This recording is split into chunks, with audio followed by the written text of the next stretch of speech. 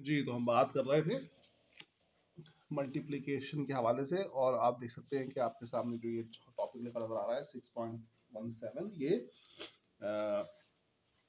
6.3 के बाद का टॉपिक है। और इसके अंदर आप देख सकते हैं कि उसने बताया थी identity matrix denoted by I also called unit matrix is square matrix with ones in the principal और leading diagonal and zeros elsewhere. ये हम पढ़ चुके हैं पहले, अगर आपको याद होगा कि हमने जब मैट्रिक्स की टाइप्स पढ़ी थी उस वक्त हमने आपको बताया था कि आइडेंटिटी मैट्रिक्स या यूनिट मैट्रिक्स क्या चीज होती है। और ये 2 by 2 का एक आइडेंटिटी मैट्रिक्स इसने बनाया हुआ आपके सामने। याद रहे कि आइडेंटिटी मैट्रिक्स एक स्क्वायर मैट्रिक्स होता है, और एक ऐसा स्क्वायर मैट्रिक्स होता है जो के साथ में स्केलर भी होता है। ठीक हो गया ना? लेकिन एक ऐसा स्केलर होता है जिसके जो मेन डायगोनल है वो सिर्फ 1 होंगे। तो आप देख सकते हैं कि जो मेन डायगोनल है ये 1 है और बाकी 0 है। ये 2 by 2 का आइडेंटिटी मैट्रिक्स है या इनवर्स सॉरी यूनिट मैट्रिक्स है। आइडेंटिटी मैट्रिक्स या यूनिट मैट्रिक्स के दो नाम हैं। अब मामला क्या है? मामला ये है कि देखो, बात सारी है कि जब हम आपको याद होगा हमने आपको सेकंड चैप्टर में एक प्रॉपर्टी पढ़ाई थी, और वो प्रॉपर्टी कुछ ऐसी थी कि जनाब अली, अगर आपके पास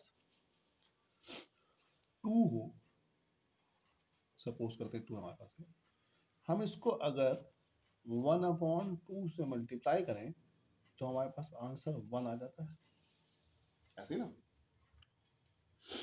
ऐसे ना। और ये जो 1 था ना, 1, इसको हमने वहां पर बताया था आपको प्रॉपर्टी में, it is called multiplicative identity. याद आया कुछ? सेकेंड चैप्टर की बात हो रही है। सेकेंड चैप्टर में हमने प्रॉपर्टीज पढ़ी थी 20-22, उसके अंदर हमने ये बात पढ़ी थी कि जी 1 जो है वो मल्टीप्लिकेटिव आइडेंटिटी होता है। और मल्टीप्लिकेटिव आइडेंटिटी के साथ एक और चीज लगी भी होती है हमेशा, which is called multiplicative inverse. याद आया? Multiplicative inverse. और मल्टीप्लिकेटिव इनवर्स क्या होता है?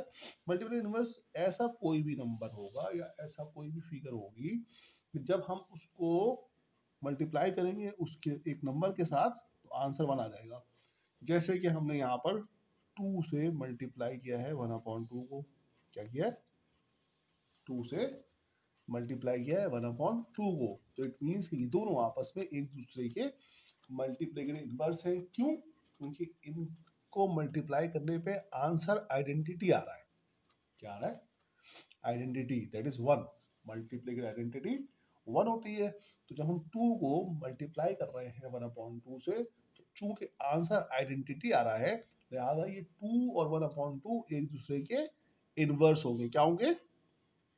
इनवर्स होंगे। 2 और 1/2 एक दूसरे के इनवर्स होंगे कि जब भी हम इनको मल्टीप्लाई करते हैं तो आंसर आइडेंटिटी आता है। इसी तरह से अगर मेरे पास एक मैट्रिक्स हो ए, सपोज कर लेते हैं मैट्रिक्स है मेरे पास ए नाम है, उसको अगर मैं मल्टीप्लाई करूंगा उसके इनवर्स से, तो मेरे पास आंसर आइडेंटिटी मैट्रिक्स आ जाएगा। क्या कहा मैंने? कि जब मैं ए को उसके मल्टीप्लिकेटिव इनवर्स से मल्टीप्लाई करूंगा तो आंसर मेरे पास आइडेंटिटी मैट्रिक्स आ जाएगा। अब ये बात याद है कि अब जो कुछ मैं काम कर रहा हूँ ना वो स्क्वायर मैट्रिक्स की बात हो रही है। अब आप मुझसे ये ना पूछिएगा किस तरह की रेक्टेंगुलर मैट्रिक्स में कैसे होगा, कॉलम मैट्रिक्स में कैसे होगा, रो मैट्रिक्स में कैसे होगा। मैं अब कॉलम मैट्रिक्स, रो मैट्रिक्स और आइडेंटिटी मैट्रिक्स की बात नहीं कर रहा। अब मैं सिर्फ आपसे बात कर रहा हूँ स्क्वायर मैट्रिक्स की। किसकी? स्क्वायर मैट्रिक्स की। स्क्वायर मैट्रिक्स में मामला ऐसा है कि जब हम किसी भी स्क्वायर मैट्रिक्स को उसके इनवर्स से मल्टीप्लाई करेंगे, किससे? उसके इनवर्स से मल्टीप्लाई करेंगे, तो आंसर हमारे पास आइडेंटिटी मैट्रिक्स आ जाएगा। अब आइडेंटिटी मैट्रिक्स तो आपको याद हो जाएगी। आइडेंटिटी मैट्रिक्स ये होता है इस तरह से 1 0 0 1। ये आपका आइडेंटिटी मैट्रिक्स है जिसको हम आई से डिनोट करते हैं। जिसको हम किससे डिनोट करते हैं? आई से डिनोट करते हैं। और जब कभी भी हम किसी भी मैट्रिक्स को उसके इनवर्स से मल्टीप्लाई करेंगे तो आइडेंटिटी मैट्रिक्स आएगा। और इनवर्स को हम लिखते कैसे हैं? हम इनवर्स को लिखते हैं ऐसे, ए और उसके ऊपर पावर लगाते हैं -1 की, इस तरह से।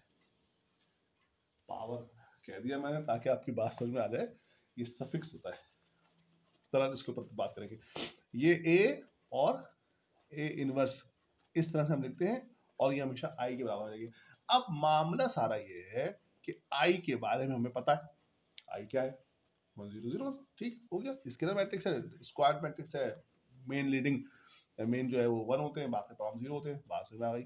मामला ये है कि हम किसी मैट्रिक्स का इनवर्स कैसे पता करेंगे, किसी मैट्रिक्स का इनवर्स कैसे निकालेंगे, ये हमारे लिए आज की बहस है कि हमने किसी मैट्रिक्स का इनवर्स कैसे निकालना है। इसका पूरा प्रोसीजर है, यही आज हमारा काम है, यही हमारा आज गोल है कि हमने मैट्रिक्स का इनवर्स निकालना सीखना है कि किसी भी मैट्रिक्स का इनवर्स हम कैसे निकालते हैं। स्टेप्स हैं इसके अंदर कई शामिल हैं, इनमें से इसके अंदर हम बीच में कुछ चीजें पढ़ेंगे, नई चीजें डेफिनेटली पढ़ेंगे, और फिर हम इनवर्स के आम तक पहुंचेंगे जहां पर हम कम से कम इनवर्स निकाल सकेंगे किसी भी मैट्रिक्स का।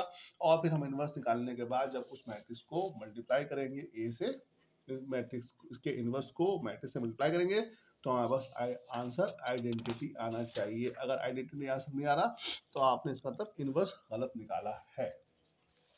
जो पहला स्टेप है बेटे इसके अंदर निकालते हुए, अब ये सारा काम हम जो कर रहे हैं ना, छोटा छोटा काम है, लेकिन ये सारा काम जो हम कर रहे हैं वो हम कर रहे हैं मैट्रिक्स का, किसी मैट्रिक्स का इनवर्स निकालने के लिए हम सारा काम कर रहे हैं। अच्छा, मैट्रिक्स निकालने के सारा काम इनवर्स काम कर रहे हैं, वो किस तरह से हो रहा है। अब मामला ये है भाई मेरे कि लफ्ज है, क्या लिखा हुआ है, डिटर्मिनेंट ऑफ अ मैट्रिक्स। क्या है? Determinant of a matrix. Determinant कैसे निकालते हैं? ये एक छोटा सा नंबर है, एक छोटा सा नंबर है जो कि एसोसिएटेड है विद स्क्वायर मैट्रिक्स। ये सिर्फ स्क्वायर मैट्रिक्स का होता है, डिटर्मिनेंट किसी और मैट्रिक्स का नहीं होता है, ये सिर्फ स्क्वायर मैट्रिक्स का होता है।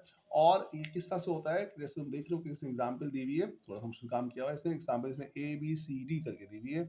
कह रहा है मेन डायगोनल को मल्टीप्लाई करो, ए और डी को मल्टीप्लाई करो, और माइनस कर दो बी और सी को, और माइनस कर दो बी और सी को। समझ में आई बात? मेन डायगोनल ए और डी को मल्टीप्लाई किया, और बाकी जो थे बी और सी उनको मल्टीप्लाई किया, और मल्टीप्लाई करने के बाद माइनस कर दिया, तो तुम्हारे पास डिटर्मिनेंट आ गया। क्या आ गया? डिटर्मिनेंट आ गया। नीचे एग्जांपल दी हुई है, बहुत आसान बात है, इसमें कोई मुश्किल बात नहीं यार, सिर्फ तरतीब याद रखने की बात है। मैट्रिक्स निकालना आसान, बहुत आसान काम है, प्रोसीजर के हिसाब से, मैथमेटिक्स के पॉइंट ऑफ व्यू से कोई मुश्किल काम नहीं है, कोई बहुत लंबी चौड़ी कैलकुलेशन फॉर्मूले नहीं है इसके अंदर, बट तरतीब याद रखना इंपॉर्टेंट है कि तरतीब क्या है मैट्रिक्स का इनवर्स निकालने के लिए। सपोज करते हैं कि आपके पास एक मैट्रिक्स है 1 2 3 4, इसका डिटरमिनेंट निकालना है। देखो ये जो लिखा ना डंडे के अंदर ए, इस तरह होगा, इसको मैं पढ़ूंगा डिटर्मिनेंट ऑफ ए। क्या पढ़ूंगा? डिटर्मिनेंट ऑफ ए। क्या पढ़ूंगा? डिटर्मिनेंट ऑफ ए। और जब डिटर्मिनेंट ऑफ ए मैं पढ़ूंगा, इस तरह दिखूंगा, तो फिर मैं मैट्रिक्स नहीं बनाऊंगा बल्कि डिटर्मिनेंट बनाऊंगा। अब मैं इसका 1 2 3 4 का डिटर्मिनेंट निकालने लगाऊं। क्या निकालने लगाऊं? डिटर्मिनेंट निकालने लगाऊं। मैं 1 को 4 से मल्टीप्लाई करूंगा, और माइनस 3 को 2 से मल्टीप्लाई करूंगा, तो 4 माइनस 6 इज माइनस 2। सिंपल, वो इसमें मुश्किल बात है ही नहीं। क्या है? अगर है तो मैं इसको करके दिखाऊं, वरना इसको मैं रहने दूं वैसे। फिर हम आगे जब प्रैक्टिस करेंगे तो वहां पर हम देख लेंगे कि भाई जो है ना डिटरमिनेंट कैसे निकलता है। लिखना कैसे? ऐसे डड्डों के अंदर ऐसे लिखना है, ऐसे यार, तुम्हें बात समझ में जरा देर में आती है यार, है भाई। डिटर्मिनेंट ऑफ ए बराबर होगा डिटर्मिनेंट ऑफ 1 2 3 4, और फिर क्या होगा, ये दोनों आपस में मल्टीप्लाई होंगे, 1 मल्टीप्लाई बाय 4 होगा ब्रैकेट के अंदर, माइनस ये दोनों आपस में मल्टीप्लाई होंगे, 2 मल्टीप्लाई बाय 3 होगा, और ये इस तरह से तुम्हारे पास आ जाएगा 4 माइनस 6, दैट इज माइनस 2। ये कहानी डिटरमिनेंट निकाल लिया आपने। ठीक हो गया, आपके पास डिटरमिनेंट निकल आया। वीडियो थोड़ी लंबी हो गई है, अगला स्टेप अगली क्लिप में करते हैं।